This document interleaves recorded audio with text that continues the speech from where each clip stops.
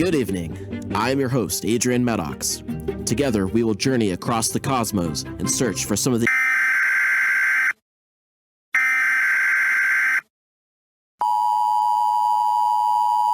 Ladies and gentlemen, we interrupt our program of dance music to bring you a special bulletin from the Intercontinental Radio News. We know now that in the early years of the 20th century, this world was being watched closely by intelligences greater than man's.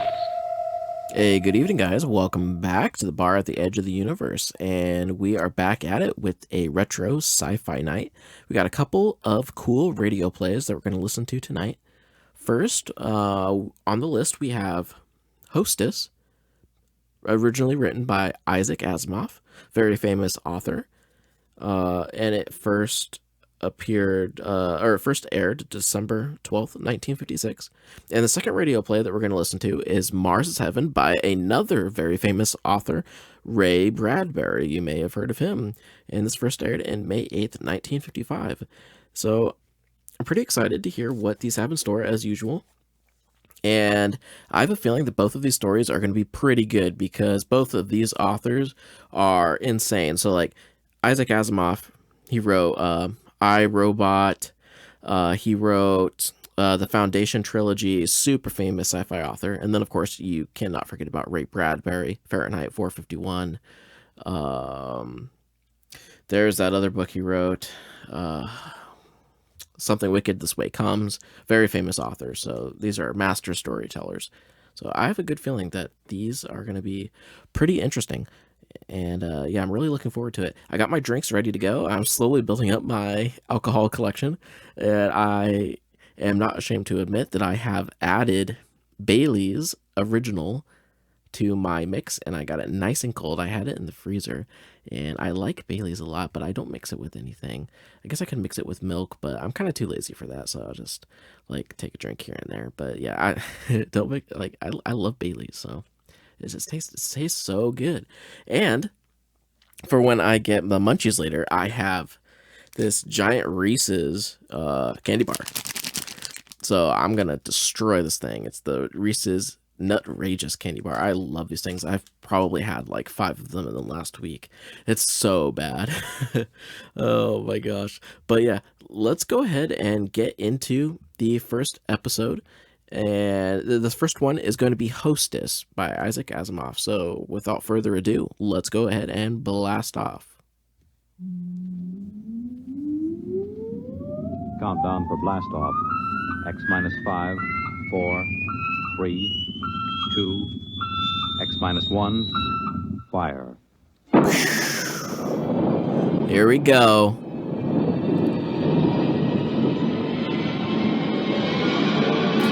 You always got to get hyped for this. Oh my god, it's so loud.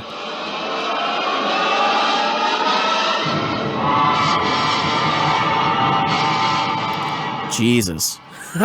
From the far horizon. So, my setup's a little different this time. I have my headphones directly plugged into my microphone. I use a Blue Yeti mic.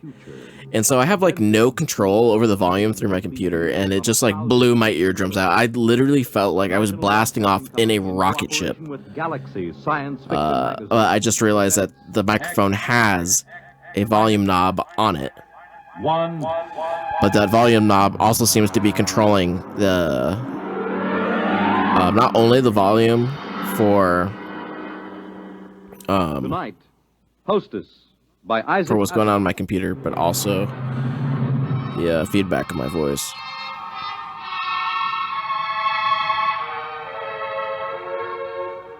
All right, Hostess. I was so happy about it when I came home, almost triumphant. I dashed in the front door, peeled off my gloves, threw my hat on the side table, and tossed my coat over the back of a chair. And you missed supper.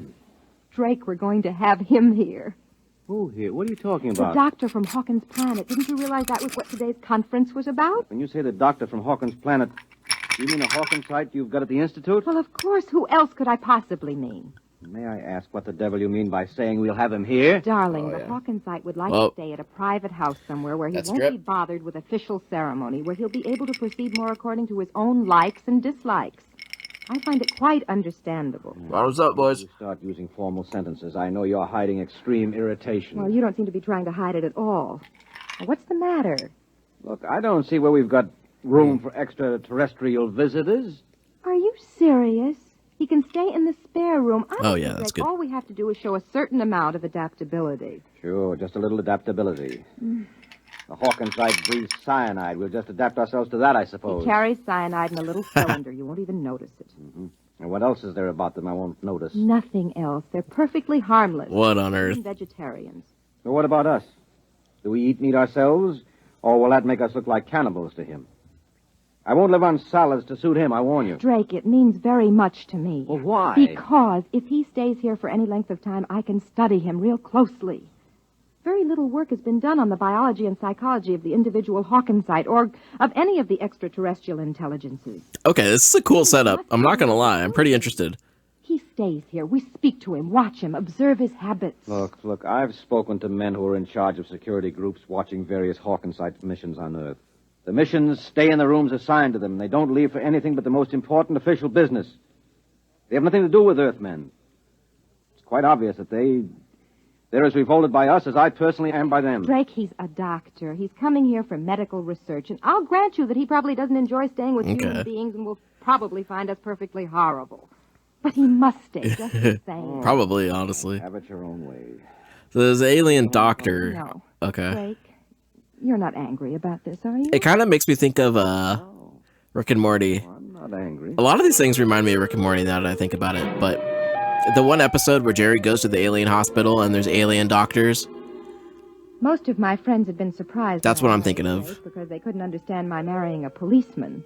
I explained he wasn't simply a policeman. He was a member of the World Security Board, but most of the staff at the Institute thought it rather odd that I hadn't married a biologist or at least an anthropologist, even a chemist, but certainly not a policeman.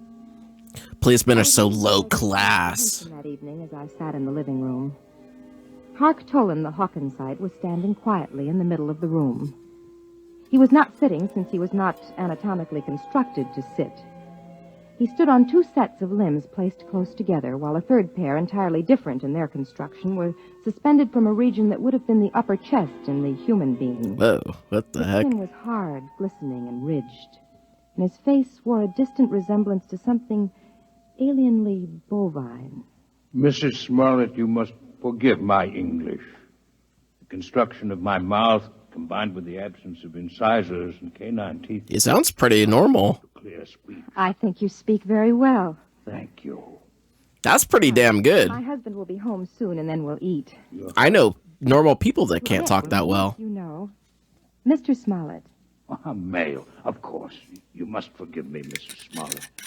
Perhaps the greatest source of confusion among the five... Let me take a little thing of Johnny Walker right here. ...lies in the differences among them in regard to their sex life and the social institutions that grow around it. I understand that. Concept of husband and wife, for instance, exists only on Earth. That is... I can see the sort of intellectual understanding of what that means. Never an emotional one. Dr. Tolan, I've consulted the Institute in preparing... After having Bailey's first, oh my god, it makes it taste so bad. Drake, is that you? I should have started with I'm in the living Johnny room Walker. here. I suppose he's all delivered, complete. Drake, this is Dr. Hark Tolan of Hawkins Planet. Dr. Tolan, my husband. Good evening, Dr. Tolan. Mr. Smollett, Would you care for a drink? I'm not particularly thirsty. On Earth, there is a custom of drinking liquids which have been fortified with ethyl alcohol. We find it stimulating. Oh, yes. Oh, yes, we do, honey. I must decline. Ethyl alcohol would interfere most unpleasantly with my metabolism. Well, so it does to Earthmen, too. But I understand, Dr. Tolan. Well, we do it anyway. It's poison and we consume it. Good. I need one. A stiff one.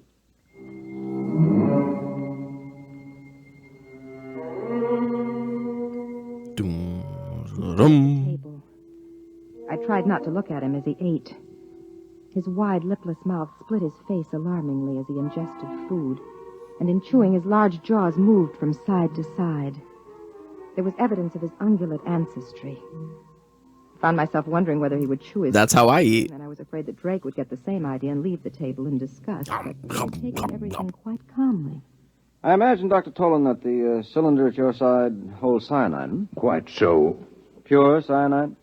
I hope you're not considering possible danger.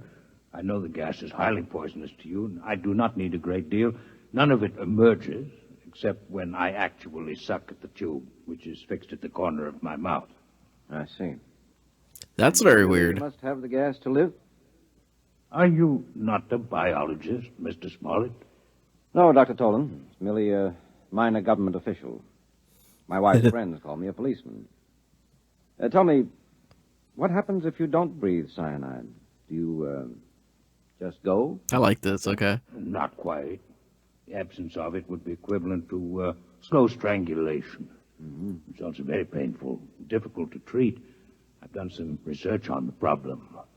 I find it difficult to keep thinking of you as a doctor. I understand what you mean. I find it difficult to think of you as a policeman. Fair enough. I gather that you're not here on a pleasure trip. Huh? No. I intend to study this queer planet you call Earth. Queer? In what way? It's always amazing to me to find how little you Earthmen understand your own characteristics. There are 5 intelligent... I'm zoned in right now. This is so good. Over and over, it is you Earthmen, more than any of the others, who are unique. Your people are the only ones which find hydrogen cyanide poisonous. Yours is the only form of intelligent life which is carnivorous. Yours is the only form of life which has not developed from the grazing animal. And most interesting of all, yours is the only form of intelligent life known which stops growing upon reaching maturity. Well, you don't look very large, Dr. Tolan. That's an interesting thought, that we're the weird ones. Make you 6'2". Are you young, or are you just small on Hawkins' planet? Neither. We grow at a diminishing rate with the years, so that at my age it would take 15 years to grow an additional inch. But we never entirely stop. And, of course, as a consequence, we never entirely die. Did you hear that, Rose? I never knew that before. You mean people on Hawkins' planet It's are immortal? interesting that Truly immortal. the alien doctor says that humans are the only carnivores that have Still, it is unpleasant to think become that so death advanced. come involuntarily. I feel like being carnivore would be an advantage. Oh, we're quite used to it. You Earthmen live with the thought. We do not. This is why we are disturbed to find that the incidence of inhibition death has been increasing in recent years. But we're omnivores, not carnivores, actually. So that's the best because you have more options of what you can consume. You're not limited. Tragic one. Absolutely incurable. If you need to, you could survive off of berries, What causes or you could survive off of meat. So I feel like that would be more of an advantage of only being able to eat Well, then why did you come to Earth like to plants study and it? stuff. Because, again, Earthmen are unique. They are the only intelligent beings who are immune. The inhibition death affects all other races, while Earthmen are immune. Somewhere in the biochemistry of the Earthite, there is the secret of that immunity. How interesting it would be to find it. Well, now, look here. You can't say that Earthmen are immune. From where I sit, it looks as if the incidence is 100%. All Earthmen stop growing, and all Earthmen die. We've all got the inhibition death. Earthmen live up to 70 years after the cessation of growth. That is not death as we know it. Your equivalent disease is rather one of unrestrained growth. Cancer, you call it. Huh. He has a way different perspective than us humans would. Drake was being pleasant to Dr. Tolan. I wasn't sure whether it was for my sake or for his own. Drake has never gone out of his way to please me. Sometimes when I'm gloomy, I look at him across the table and ask myself, why did he marry me? And suddenly, after dinner in the living room, Dr. Tolan asked a question which surprised me. You are a policeman, Mr. Smollett? Yes. I wonder, could you show me through one of the police departments on your planet? Well, I don't belong to a police department in exactly the way you imagine. However, I have some contacts in the New York City Department. Would I be able to visit the Missing Persons Bureau? What? Why are you interested in Missing Persons Bureau? Because there again, you are unique. There's no such thing as a missing person on our planet. We're always aware of each other's exact location, no matter where on the planet we might be. Can you feel such awareness even now, on Earth? You mean across Whoa. space? No, I'm afraid not. But you see the importance of the matter. That's All the cool. uniqueness of Earth should be linked. If the lack of this sense can be explained, perhaps the immunity to inhibition death can be also. Tell me truthfully, Mr. Smollett, if Mrs. Smollett were to leave this room and enter another without your having seen her do so, would you really not be aware of her location? No. I really would not. Amazing. Please do not be offended by the fact that I find it revolting as well. Oh, no, he didn't. So, that's weird. They know where each other species are, like, all times. But we don't, and he finds that crazy. Drake? Drake, Yes, I'm awake. why were you talking about the inhibition death to Dr. Tolan? No, I'm taking an interest in your work, Rose. You've always wanted me to take an interest. I'd rather you weren't sarcastic. Rose, I'm tired. I'll talk to you tomorrow. No, right now. I want no questions from you and no interference.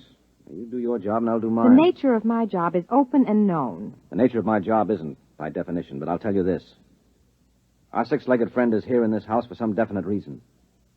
You weren't picked as biologist in charge for any random reason. 2 days ago, he'd been inquiring about me at the commission. But that's my job, and I won't discuss it with you any further. Do you understand? No. But I won't question you if you don't want me to. All right, then go to sleep. Good old days, back in the 50s, where women would listen. Oh, geez, I'm just kidding. I'm totally kidding. And the minutes passed and the quarter hours. It's kind of messed up. Fit the pieces together. One picture remained clear in my mind. It hovered over me mockingly. At the end of the evening, the Hawkinsite had turned to me just before he left the room. Good night, Mrs. Smollett. You're a most charming hostess. I wanted to giggle then. She is nice. I like her a lot. He called me a charming hostess. To him, I must have been a horror, a monstrosity with too few limbs and too narrow a face. But then I saw Drake. He turned white. For one instant, his eyes had burned with something that looked like terror. I'd never before known Drake to show fear of anything. And the picture of that instant of pure panic remained with me. Wait, what? Until all my thoughts finally sagged into the oblivion of sleep. I remember one question that nagged at me through the haze. Why did he marry me? What? I found your Missing Persons Bureau interesting in that the large majority of missing persons are males. Oh, well, that's not mysterious, Dr. Tolan. You simply didn't realize the economic setup we have on Earth. My wife is an example of the minority of women who are capable of making their own way in the world. Would you call the Missing Persons Bureau of Damn. New York a fair sampling of such cases in the planet at large? Yes, I should think so. It makes you think how much the world's changed, or at least America, Explanation for the fact that for the better. since interstellar travel has been developed, the percentage of young males among the missing is more pronounced than ever. That's even less of a mystery than the other. Nowadays, a runaway can hop the nearest space freighter. They're always looking for crewmen. No questions asked. It's almost always young Oh, wow. I didn't even entirely Well, that's think just that they were the so kind of far in the trouble being future. the greatest. If he survives the first year, there's usually no need to disappear at all. Would it offend you if I disconnected for a period of time? Disconnected? It's like sleep. But I hope you haven't had too exhausting a day. It's just that I've been absorbing so many new and unusual concepts that I feel a desire for a little disconnection. that's weird. That's making me think like robot. Drake, we've been sitting here for 10 minutes. Aren't you going to speak to me? About what? Last night you said you'd speak to me tomorrow. Well, I'm ready now. I thought it was agreed that you wouldn't question me about my business in this matter. I think it's too late for that. I know too much about your business by now. What? What do you mean? Drake, let go of my arm. What are you talking about? Dr. Tolan thinks that Earth is spreading the inhibition death purposely. That's it, isn't it? Where did you get that idea? It's true, isn't it? I want to know exactly why you say that. Don't play She games knows. with me, Rose. This is for keeps. Why don't you ask Dr. Tolan? He's an outstanding worker in the field. I looked over his papers this afternoon. And what are his theories about the origin of the disease? Try to remember, Rose.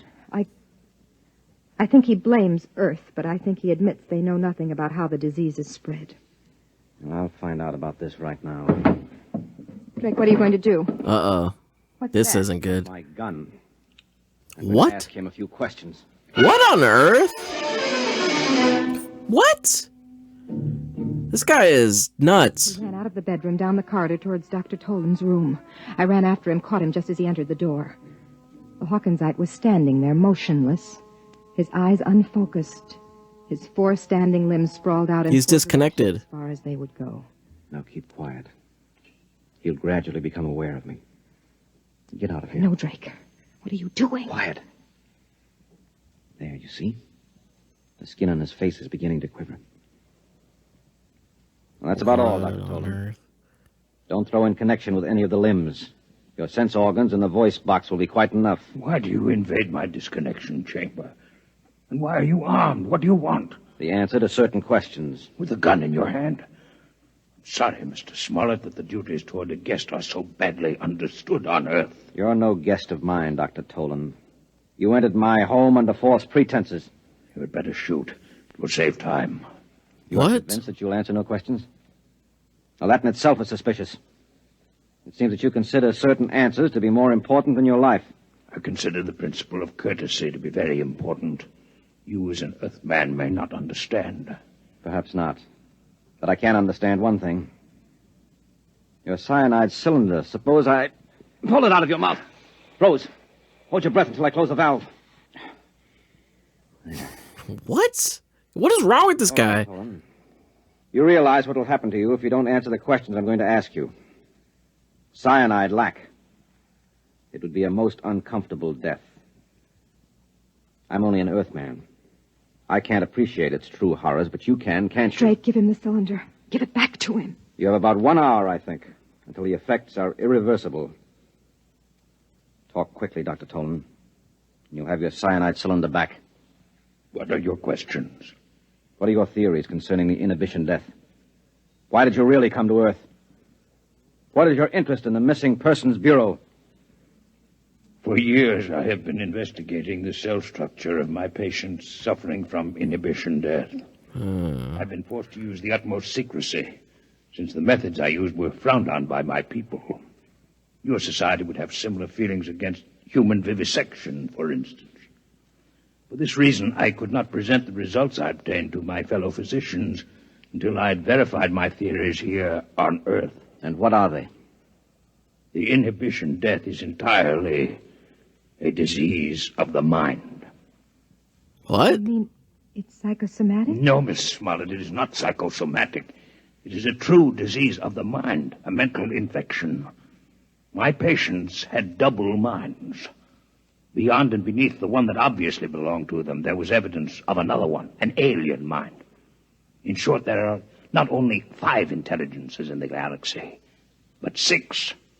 And the 6th is parasitic. This is impossible. You must be mistaken, Dr. Oh, I'm not jeez. sick. One can imagine such a parasite through the course of millions of years, perhaps losing all portions of its physical being. It will become nothing but pure mind, living in some mental fashion we cannot conceive of on the minds of others, particularly on the minds of Earthmen. Why particularly Earthmen? Have you not surmised that the 6th intelligence is a native of Earth? Mankind from the beginning has lived with it, has adapted to it, is unconscious of it. It is why the higher species of terrestrial animals, including man, do not grow after maturity and eventually die. And it is what is called natural death. Well, this is It is the crazy. result of this universal parasitic infestation. Where Earthmen could survive the infection for decades with little harm, we others die a quick death within a year. Give me back my cylinder. You have your answer. What about the Missing Persons Bureau? Drake, look at his eyes. Give it back to him. As we are not well adapted to the intelligence that infests man, neither is it well adapted to us.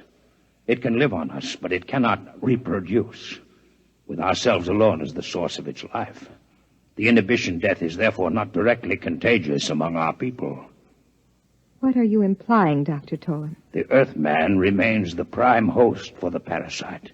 And an Earthman may infect one of us if he remains among us. But the parasite, once it is located in an intelligence of the outer worlds, must somehow return to an Earthman if it expects to reproduce. We are infected and reinfected as the parasites return to Earth and come back to us via the mind of Earthmen who travel through space. And the missing persons? Are the What on earth? Hosts. The masculine terrestrial mind seems better suited for their purpose. But once reproduction has been taken care of, the infested male leaves by spaceship for the outer worlds. He disappears. But this is impossible. What you say implies that the parasite mind can control the actions of its host. That's the thing. Or we would have noticed their presence here on Earth. The control may be very subtle. It may, moreover, be exerted only during the period of active reproduction. I simply point to your Missing Persons Bureau. Why do the young men disappear? I'm quite ill now, cyanide lack, and I cannot speak much longer. And you alone? Give him a cylinder back. Have any knowledge of this theory of yours? I alone. This guy's infected. Give me back my Right. cyanide cylinder now. I've become quite weak. Sure. Sure, Dr. Tolan. Oh! Rose, come out of here. Come on now. Come on. He's dead, you shot Outside. Out. Holy Quiet. I told you to have nothing to do with this. Let me go. I want to go. I want to go. Yo! Because of something it was my job to do. You heard what that creature was saying. You suppose I could allow him to return to his world and spread those lies? They'd believe him. What do you This think guy's would happen? infected. They would have to kill us all to stop that disease. What he said wasn't a lie. It was true. Oh, come on. Now you're hysterical. You need sleep. I know what he said was true because the Security Commission knows all about the same theory and knows it's true. Why do you say a thing like that? Oh, my God. Yourself. Now sit down. Sit down. Well, so I gave myself away, did I? When? You turned white when Hark Tolan referred to me as a charming hostess. Hostess has a double meaning, Drake. Oh. Host is one who harbors a parasite. I had no idea I was so transparent. Yep. Look, Rose, I've done my best to keep you out of this. The truth can't be held down forever. Somebody else will find out. You can't kill them all. We know that, too. We have no choice. Why? Why can't we combine with the other intelligences and wipe out the parasite? No, you don't understand. Hark Tolan was right. Man and his prehistoric ancestors have been living with this parasitic intelligence for uncounted ages. We've not only become adapted to it, we've become dependent on it. It is no longer a case of parasitism. It's a case of mutual cooperation. You biologists have a name for it. What are you talking about? Symbiosis? Yes, exactly. We have a disease of our own, remember? It is a reverse disease, What? one of unrestrained growth. Jeez. You've mentioned it already as a contrast to inhibition death. It's all very well to say that if we could remove the parasite, we would have eternal growth in life. But it's impossible for us. If for any reason the parasitic intelligence, as Hark Tolan calls it, does leave the human body, or if its relationship to the human mind is in any way impaired, growth does take place, but not in an orderly fashion. We call the growth cancer, and there you have it. Oh. There's no way of getting rid of the parasite. We're together for all eternity. To get rid of their inhibition death, extraterrestrials must first wipe out all vertebrate life on Earth. There is no other solution for them. So we must keep knowledge of it from them. Now do you understand? Wow, that's crazy. He got the body out of the apartment. I sat there numbly. Dude, I can't believe they killed him, though. Cancer could not be a disease that was an expression of lost ability for normal growth. Cancer attacked children while they were still growing. It could even attack embryonic tissue. Cancer had nothing to do with the presence or absence of normal growth. Its absence would not cause cancer. Drake lied, but no one would believe me. The young men who disappeared were usually in the first year of their marriage. Whatever the process of reproduction of the parasite intelligence was, it must involve close association with another parasite. The type of close and continuous association, as in the case of newly married couples. The parasite would control actions. I'd report them both, Drake Smollett and Hark Tolan, to the Missing Persons Bureau. But they'd never find them, for they'd be out in space. I wanted to weep, but I couldn't. I was dry-eyed, and it was painful. I'd looked for the answers to so many questions, and I'd found them all. I even found the answer to the question I thought had no bearing on the subject. I finally learned why Drake had married me. You have just heard X-1, presented by the National... Okay, that was actually a pretty good episode, I'm not gonna lie. Science Fiction Magazine. Your announcer, Fred Collins. X-1 was an NBC Radio Network production. What else would we expect, though, from Isaac Asimov, right? That was interesting. I like that it made you look at death a certain way, or a different way, and it kind of gave, like, its own spin on, like, why that is a thing, and maybe other aliens don't die. That was cool. That's certainly very original, and the dialogue was really good, and yeah, I feel bad that he killed the alien doctor. That's messed up, dude. Like, I don't know. I feel so bad for him. Man.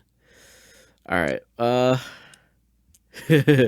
Let's go ahead and get started on the next episode, right? Maybe this one will be a little more maybe this one will have a good ending. That ending was like kind of a bummer, as in like it was depressing.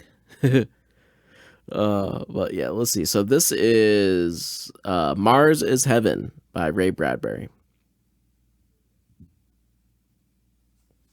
Here we go.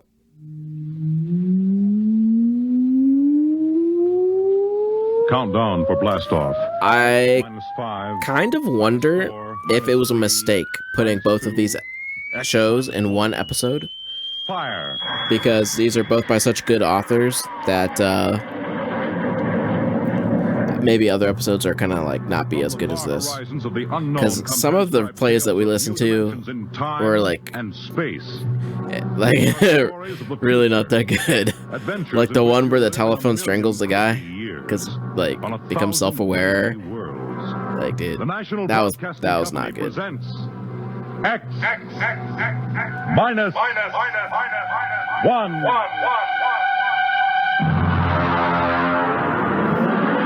X minus 1. Tonight's story, Mars is Heaven. Mars is Heaven.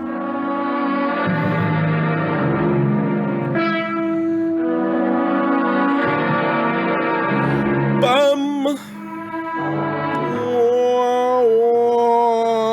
When the first space rocket lands on Mars, what will we find? Only the ruins of a dead... Music is really loud. Or will there be life? Intelligent life in some strange form that we can only imagine?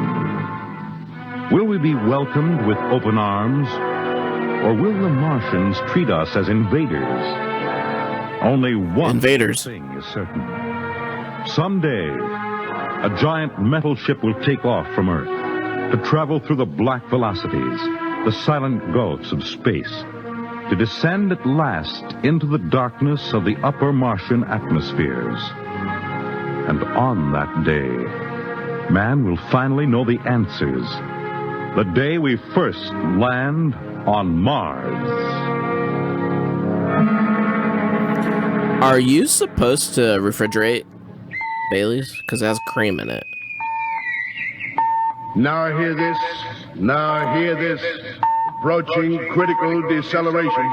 Fasten gravity suits. Stand by to land. There it is. We've intersected the course vector, sir. All right, Mr. Lustig. Over to manual control. I see. Masters, sound general quarters. I see. Oh, my God. What do you make of the terrain? There seems to be a heavy ground, Miss Captain. We won't be able to use the infrared lights. And we'll have to come in on radar. Isn't that a little risky, sir? Landing in the dark? I'd rather run the danger of a blind landing, Lieutenant, than come in without the cover of darkness. Remember, we don't know what kind of reception is waiting for us down there. Airspeed 500. All right, that beeping is like... Altitude now 4,000. My God. Bridge to engine room. Stand by for deceleration. Fire forward tubes 1 and 3.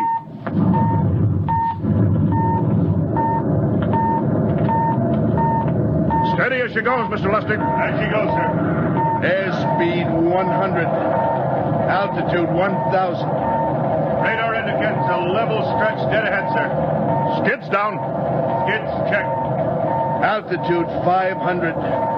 4. 350. 3. Up a point now. All right.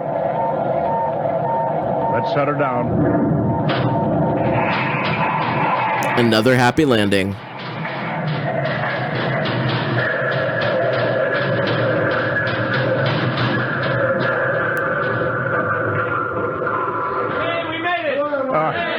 Cut the power. Masters, pipe battle stations. Aye, sir. All secure, sir. Battle stations. Well, gentlemen, we're now on Mars, April 20th, 1987. 1987. Finish time. Enter that in the log, Masters. Aye, sir. Well, gentlemen, it's less than 2 hours. Did they really think that as soon as it's we'd be flying around on Mars by then? Masters, Back then? Get me an all-over hookup. We had like nothing in 87. Now hear this. I mean, we went to the moon in the 60s, but like, it's just funny to see what they thought the future would be like. The first man shipped from Earth to land here. We don't know what we're going to find. Oh, okay. We may face. They don't know what's on Mars. Men on an alien world, and it's up to us whether we ever get home again. The next few hours should tell the story, and I want instant obedience to all commands. I'll court-martial the first man who doesn't jump to when he's ordered. And one other thing. We may be on Mars, but this is still a United States naval vessel. Officers will conduct a personal and weapons inspection in 1 hour. That's all. An inspection, Captain? Now? You gotta be ready. We've got an hour. Gotta be able to light up these Martians, dude. They got their tripods. We gotta hit them first. Outside that airlock. I'd rather have a man worried about his stripes than about what's waiting outside on Mars. I mean, it can't be anything too crazy because you were able to land, so they're not that advanced. They have no planetary defense. Now hear this. Landing party report to forward airlock. Captain Black, Lieutenant Hingston, Lieutenant Lustig, and Dr. Horst report immediately to forward airlock. It's now landing time -5. Well, they're paging us. You ready, Dr. Horst? Yes, Mr. Lustig. As ready as I will ever be. Come on, let's get in the lock.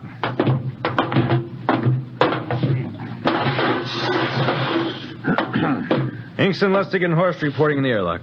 Very well, sir. The captain will join you. 4 minutes to go. At least the captain would get here. What difference does it make? I just want to get it over with, that's all. Anybody got a cigarette? I guess, Much, Lieutenant Lustig. Are you nervous? I offer you, Horst. I guess back then there was underneath that ground mist. I've been a belief that there could be life on Mars. They didn't really quite know. Why? But unfortunately, it's not the case. A wonderful thing, an atmosphere. Where you find one, you find life. That would be insane, though, if there were aliens on Mars. Like, who knows? The whole world there. Intelligent life can take many forms. You mean they may have green skins and eyes on stalks or something? The comic book conception is possible. And you could just fly over there to a different a different world and like talk to aliens. That can produce weapons. That's crazy, like a crazy idea. Atomic missiles. You think we may have to fight our way out? After all, we are invaders. But you didn't have to fight your way in, so why would you have to fight your way out? All right, we heard this. You know what I'd like to find outside that airlock? Good old Illinois. Ever been there, Lustig? Only Chicago. Well, you ought to see my hometown. Green lawns, big white houses. Sounds like my hometown. My grandmother used to have one of those iron deer on the lawn. Every Halloween, we'd paint another color. One time, we painted it black and white like a Holstein cow. Where does your family live, Dr. Horst? I have no family. When I was a child, they were gassed to death in the Dachau concentration camp. Tough. No, it has its advantages. I have no ties on Earth. Nothing to lose now. I imagine I'm the only one on board who is free to enjoy our present peculiar position. All right, Masters, you can button it up now. Hey, that's a good way to look at it, I guess. Well, gentlemen, check your sidearms. In 1 minute, we'll be the first men to set foot on Mars. Locked and loaded. All right. As long as the medals are not rewarded posthumously. Still uneasy, Dr. Horst? Captain Black, I've been uneasy ever since I can remember. On Earth and on Mars. Well, 30 seconds. Locked and Give me the intercom phone, Leslie. Masters? Aye, sir. Battle stations are to be manned till we return. If we're not back in 2 hours, I want no rescue party sent out. Blast off and save the ship, you understand? Aye, sir. All right. 5 seconds. 4, 3. Damn, it's got to leave him behind. 1. 2 hours. Lustig, open the outer airlock. Aye, sir. I feel like that's, like, not enough time. 2 hours? Like... It's fresh air. Let's go. All right, now, take it easy. It's too dark to move fast. Quiet, isn't it? Not even a wind. What do you guys think they're going to find? Round this time. We don't know what's out here. All right, come on. What the quiet? Captain, I could swear that sounds like a rooster. Oh, what the... I don't hear it anymore. Very homely but unlikely sound. A rooster crowing on Mars? Hingston. Aye, sir. Set that machine gun 25 yards to the flank. We'll stay here till the ground mist lifts. Aye, sir. What do you make of the ground, Horse? Grass. Plain grass. You can see some large foliage there where the mist's thinned out. What the? Oh! Fire, you fool! I hit it, Captain. What? Some kind of wild animal. I hit it. I could see the tracers, but it's still standing. Come on, Horst. Doctor, where are you? Dude. Why do they just see something and they just automatically start trying to kill it? What the heck? Iron deer.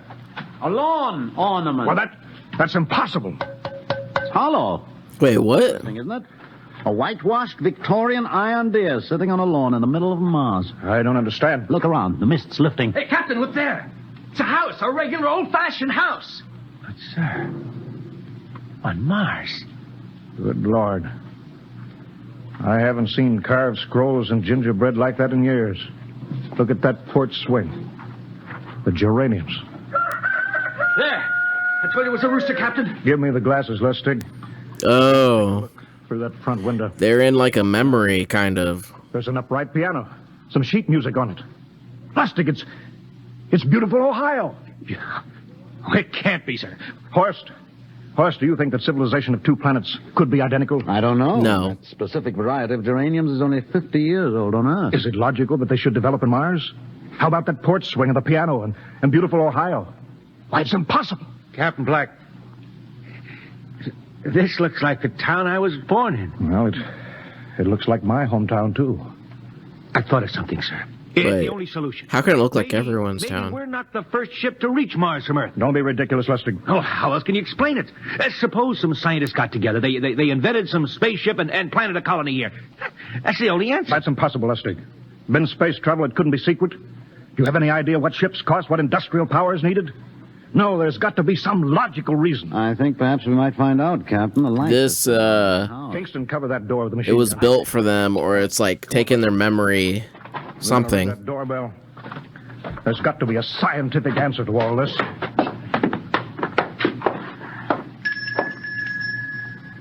And there's something moving in there. Stand back, Horst. Give me a clear Oh, shot. I wonder if it's going to be their family. Steady now. The aliens are going to look like people they Can I know. help you? Well, we... If you're selling anything, it's much too early. No, wait just a minute. What town is this? What do you mean? Are you census takers? No. We're strangers here. We want to know how this town got here. Is this a game? No, it's not a game. We're from Earth. From where? From Earth. Do you mean out of the ground? Are you sure you're feeling well? Madam, we came in a flying ship across space. We're from the third planet Earth. This is trippy. Mars. You understand Mars? You go away now, you hear? I'll call my husband from upstairs and he'll chase you. Go on. But this is Mars, isn't it? Wait, this is such a good defense system. United States of America. Bounded on the east by the Atlantic and on the west by the Pacific. Now go away. Goodbye. Horst, do you suppose it's really possible? I've got to find out more about this. I told you I'd call my husband. Now you go away. You've got to tell me one thing first. What year is this? Year? 1928, of course. For goodness sake. You hear that, Horst? And we know it's 1987, and we know this is Mars. Of course, is it possible that we got fouled up, made some tremendous circle around and landed back on Earth? In 1928? No. Well, maybe some switch. Oh, shit, yeah. Could we have shifted somehow, gone backward in time? Oh, Horst, this is... No. Possibility, but I don't think that's what's going on. Every mile. We went past the moon, out into space. We're on Mars. Lustig out at point. Hingston in the rear. Keep that gun at half load. Aye, sir. Horst, there's got to be some cold, logical solution. Captain! What? That house down the street, the white one with the green shutters. Lustig, what's the matter? I never thought of... Thank God! Lustig! Lustig, come back here! He's running for that house. That crazy fool, after him, quick! What on earth? Come down off of that porch! Grandpa! Lustig, what the devil do you think you're doing? Albert! Grandma, Grandpa, it is you. Lustig, what is going on here? Albert, it's been so many years. How you've grown, boy. It's so good to see you. Lieutenant Lustig! Oh, no. Grandma, I want you to meet my friends. This is Captain Black. Captain, I want you to meet my grandfolks. Howdy. Wait, this is actually really sad. How long have you been here, Grandma? Oh, a good many years, ever since we died. Ever since you what? Oh, yes, sir. They've been dead 30 years. What? Oh, now, don't you trouble yourself. It's all right. We're alive again, that's all. Do you mean to tell me that Mars is heaven? Oh, nonsense, no. All we know is here we're alive again. What and who the? are we to question God's infinite ways? Well, Lustig, we're going back to the ship. But, Captain, I want to talk to my grandpa. Lieutenant Lustig, I don't like any part of this. You'll come back with us if I have to club you and carry you. Aye, sir. Now, let's go. Heaven only knows what they've run up against back at the ship. What the heck is going on? That is weird. The show's called Mars is Heaven. What? Horst, look at that crowd around the ship. Looks like we're being welcomed with a celebration. What the hell? We've abandoned ship. Every port is open. No guard set. You masters! Hiya, Captain. Meet my old dad. Dad, that's Captain Black. He's not a bad guy for an officer. Hingston! What's it? Bring that band back. Use force if you have to. Oh, excuse me, sir. There's my Uncle George. Hingston! I'll be right back, Captain. Uncle George. What the devil is going on here? Sir. They've all... No one's listening to him because their family's there. I found it. The whole crew's out in the crowd. But I gave orders. Cabinet orders. You don't understand, Captain. I understand mutiny. I don't care how many relatives show up. I'll have discipline. Johnny! What? Johnny, you old son of a gun! It's you. Edward. Yes. It can't be. Oh, of course it is. Johnny, Ed. you old... Ed. Dr. Horst. This is my brother, Edward. None of this can be real. It's wonderful to see you, Edward. Look, I've got to get back to my ship. Oh, Johnny, wait. I almost forgot. Mom's waiting at home. Mom? Yeah, and Dad, too. Mom and Dad are alive? Oh, he's falling for it. Then you're real, Ed. Well, of course. Don't I feel real? How's that, huh? Why, Ed! We've got lunch for you, Johnny. Mom's making corn fritters. Dr. Horst, haven't you found anybody? No, Captain. I have nobody. Oh, then you come on home with me, right, Ed? Why, sure. Horst, you wouldn't believe it, but it's been 35 years since I had Mom's corn fritters. By George, 35 years. What the heck?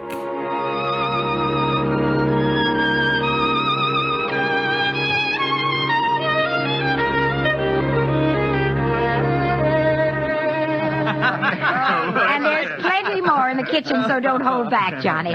You too, Dr. Horace. Well, Johnny, you're still in the Navy, eh? That's right, Dad. I'm in command of the ship. We're an old Navy family, Dr. Horst. All three of our boys in the service. Yeah, Ed was the best pilot in the Pacific, too. What did happen, Ed? What's the difference? I'm here now. Yeah, but... You know, it's almost perfect. All we're missing is your brother Will. Then the whole family could be together. Well, it won't be long, Mom. Will's in charge of the XR-54. Next rocket coming out to Mars. Well, This is crazy. I don't know what I would do if this happened. September, but it depends on what we report. Oh, yeah. There's no question about that now, huh? No. And it's so real that he has to believe it, I guess. I don't know. Sure will, yes, sirree. Well, this calls for a celebration. How about a little of the old dandelion wine, eh, Johnny? Now, Father, don't you go giving Johnny too much wine.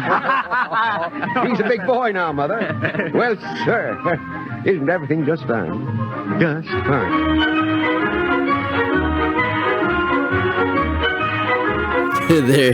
They're screwed. They're gonna be trapped there.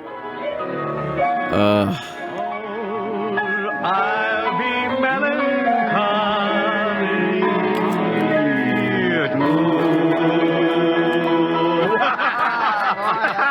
All right, play that one again, will you, Ed? Oh, sure.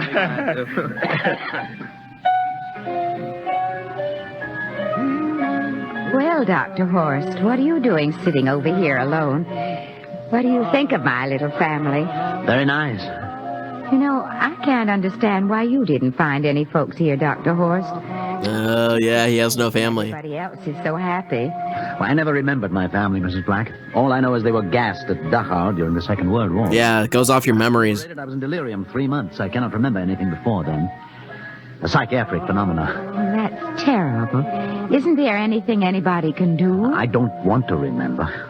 I have not had a pleasant life. I prefer to be free of emotional entanglements. They interfere with a scientific approach. Oh, I'm sorry, That's the truth. So it's some sort of defense system that goes off of your memories, I'm thinking. Oh, I'll get it. And this guy can't remember, so it doesn't work on him. I remember that. Well, maybe we'd better call it a night. You must be getting tired, Johnny. I'd better be going back to the ship. Nonsense. You stay the night. We insist. I just couldn't rest thinking of you all alone on that ship. I'll be all right. Well, good night. Oh, wait a minute, Dr. Horst. That phone message was for you. Me? Yes, that's right. A message from Anna. Anna? I don't... Well, there, she must be an old friend. Isn't that nice? I don't...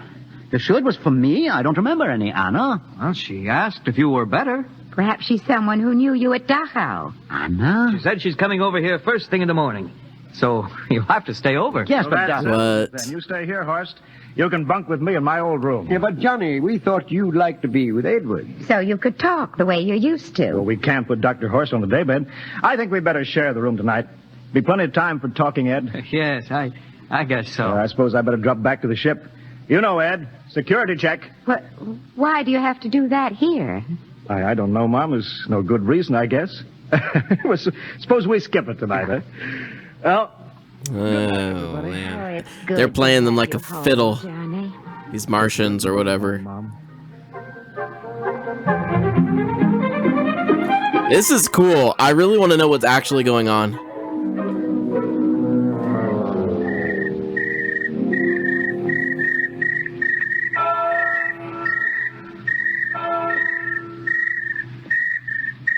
Captain Black, You asleep? No, I've been thinking about what we were expecting. Green-skinned Martians. All the time there was only Mom and Dad and Edward waiting. Yeah, but think about it. Tricks your imagination can play on you. It doesn't make sense. Well, I guess Mars is heaven, Horst. You know, I've been thinking about Martians, too. Captain, just suppose there were Martians, and they saw us land, and suppose they thought of us as invaders. What would be the best weapon they could use against our atom bombs, huh? I don't see what you're getting at. They would want to disarm us first, huh? To wipe out all suspicion, to make us feel at home. Captain, suppose this house isn't real. Suppose the people are just images, stolen from our own memories by Martians, created for us by telepathy, hypnosis. hypnotist. Oh, that's the craziest theory I ever heard. Maybe that's why there was no one for me. Because in all my life, there is no happy memory, no real loved person, not even my mother. I don't remember her. Only the piles of rotting corpses at Dachau. There was no happy emotion for these people to recreate. How about that phone call? Anna? Yes, Anna. I didn't remember who she was, but I do now. I just remembered. When I was freed from Dachau, sick, delirious, I raved about a wonderful, kind nurse named Anna that took care of me. Well, there you were. Oh. Coming to see you tomorrow. But there was no Anna. I'd been nursed by a man. What? Anna was only a dream.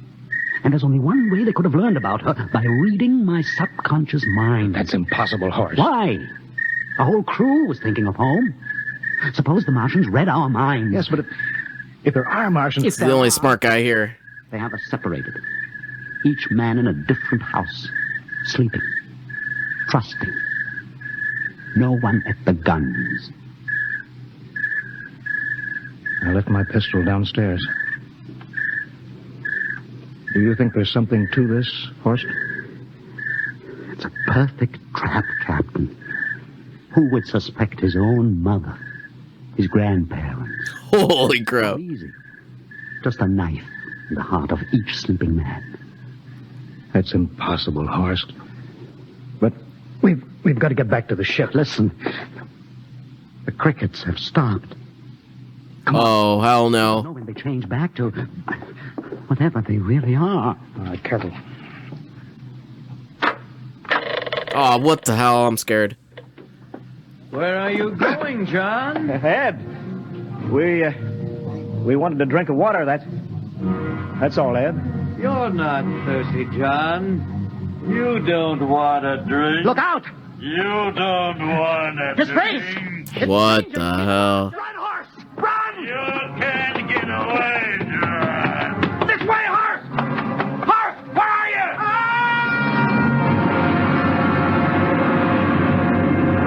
you? Yo, his voice got weird. Hello? Hello? Can you hear me, Earth?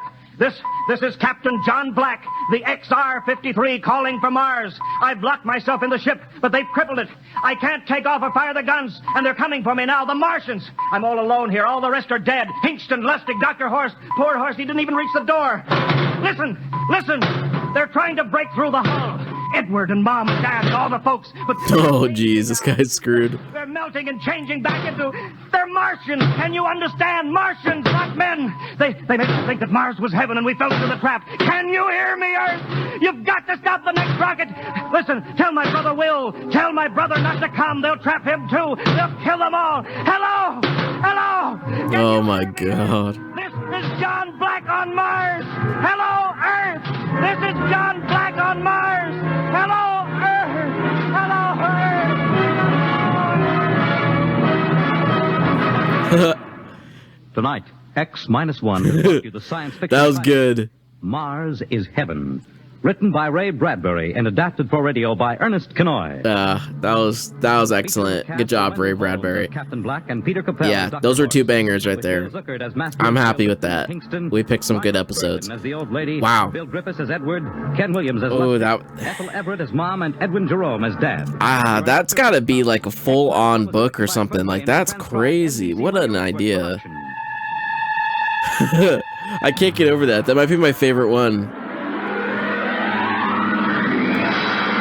I could totally see that being in like a modern sci-fi movie or something. I wonder if anyone is I wonder if anyone's adapted it and like I know that some of the Twilight Zone episodes are based off of these. I wonder if they had an episode based off of this. I got to read the original story. That's cool. Like you go to an alien world. And yeah, they just recreate something from your memory to make you feel at home. Oh, that's creepy, dude. But you can't see what they really are. No, that was a good story. I liked it a lot. You guys got to let me know what you think. So we listened to 2 pretty good episodes. I'm happy with that. I'm quite happy with that. I don't know if we can keep it up though. I think I think our luck is that this one's gonna be really good, and then next week we're going to listen to 2 that are just don't make any sense at all. But it's okay. That's what it's about. That's what this is about. It's just like enjoying the these old radio shows, who cares? Yeah, that was awesome. So that's about it for this week, and I want to thank you guys so much for listening. It really means a lot, and I appreciate the support. And yeah, I will catch you guys on the next episode. Peace. I hope you've enjoyed this week's episode. Remember to raise your telescopes and never stop on your quest for knowledge, except for maybe a drink. This is The Bar at the Edge of the Universe. I've been your host, Adrian Maddox. Thank you, and good night.